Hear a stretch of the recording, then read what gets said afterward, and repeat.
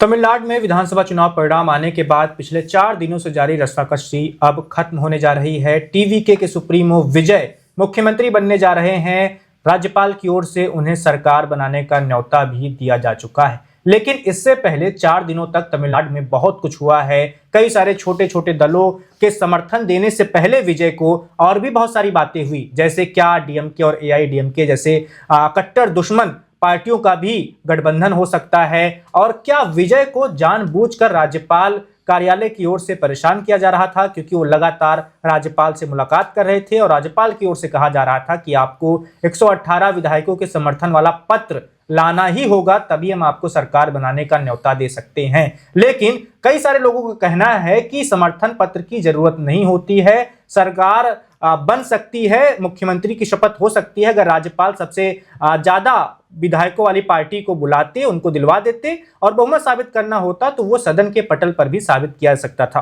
तो कई तरह की बातें हो रही हैं। इन बातों पर ही आज हम तर्कश में बात करने वाले हैं। तमिलनाडु की राजनीति के वर्तमान और भविष्य पर भी चर्चा करेंगे। विजय मुख्यमंत्री बनने के बाद वहां की राजनीति में क्या बदलाव हो सकता है, इस पर भी आज हम चर्चा करेंगे। और हमारे साथ इस बातचीत में शिवेन जी जुड़े हुए हैं। इसके साथ ही कांग्रेस पार्टी के नेता हमारे साथ डॉक्टर शिवानंद जी भी ज्वाइन करेंगे। तो अभी जो सबसे बड़ी खबर है वो अपने दर्शकों को हम बता देते हैं। टीवी के सुप्रीमो विजय मुख्यमंत्री बनने जा रहे हैं तमिलनाडु के। मात्र 2 साल पहले उन्होंने अपनी राजनीतिक पार्टी बनाई थी और 2 साल के अंदर ही उन्हें अपार जन समर्थन मिला। तमिलनाडु विधानसभा चुनाव 2026 में उनके दल को 108 सीटें मिली हैं। खुद विजय 2 विधानसभा सीटों से चुनाव जीतकर आए हैं, लेकिन तमिलनाडु में विधानसभा है 234 और बहुमत के लिए जरूरी आंकड़ा होता है 118।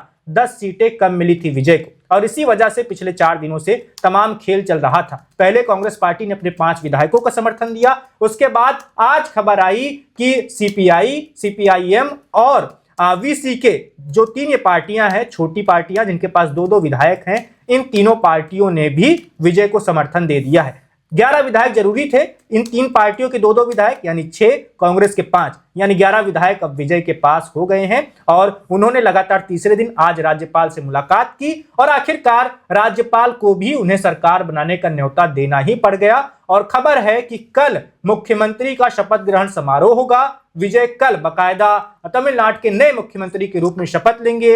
वो उन अभिनेताओं की सूची में शामिल होने जा रहे हैं जो पहले दिग्गज अभिनेता रहे, बाद में वो राजनीति में आए और मुख्यमंत्री की कुर्सी तक पहुंचे। ये सूची ठीक ठाक लंबी है। एमजीआर पहले अभिनेता थे, फिर मुख्यमंत्री बने, लंबे अरसे तक सीएम रहे। जयललिता खुद पहले अभिनेत्री थी, फिर वो सीएम बनी। अब विजय का नाम भी सूची में जुड़ने जा रहा है। तो राज्यपाल की ओर से न्योता मिलने के बाद टीवीके के समर्थकों में खुशी देखी जा रही है। यही समर्थक अभी कुछ घंटे पहले राज्यपाल के कार्यालय के बाहर, आवास के बाहर विरोध कर रहे थे और कह रहे थे कि जानबूझकर विजय को मुख्यमंत्री बनने से रोकने की साजिश हो रही है। और इस साजिश में बहुत सारे लोग शामिल हैं, बीजेपी खुद शामिल है, एआईएडीएमके और डीएमके के लोग भी विजय को सत्ता से दूर रखना चाहते हैं, ऐसा टीवीके के लोगों का कहना था।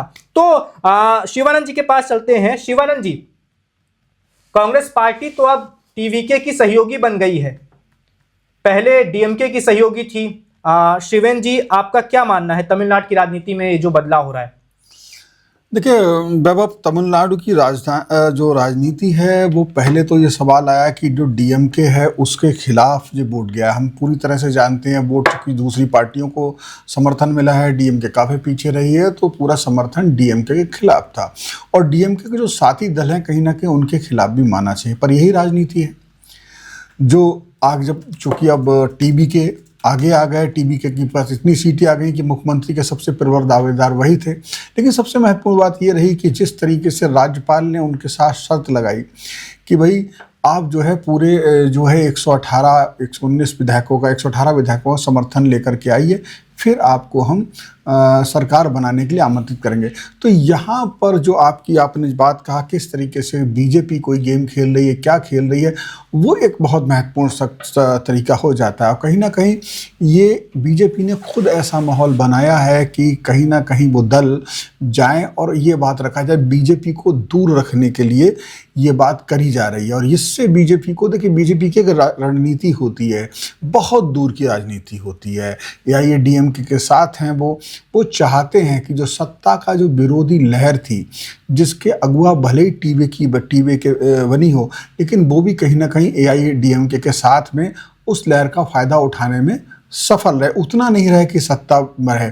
और जब TVK के साथ में कांग्रेस जाती है और TVK के साथ में दूसरे जो वाम दल जाते हैं, उसके बाद में जनता ने जिस मन से वोट दिया है, जनता को उसका असर वास्तव में नहीं मिलेगा, क्योंकि अब जो ये हैं विजय, ये कहीं ना कहीं जो अभी तक सत्तारूढ़ दल के हिस्सेदार थे, उनके जब समर्थन उनका लिया है तो उनके इशारों पर रहेंगे और निश्चित तौर पे केंद्र से इनको संतुलन बनाने में समस्या आई, क्योंकि केंद्र में बीजेपी और वाम दलों की प्रमुख शर्त यह है कि अगर विजय बीजेपी की तरफ झुकेंगे तो हम फिर से निर्णय लेंगे।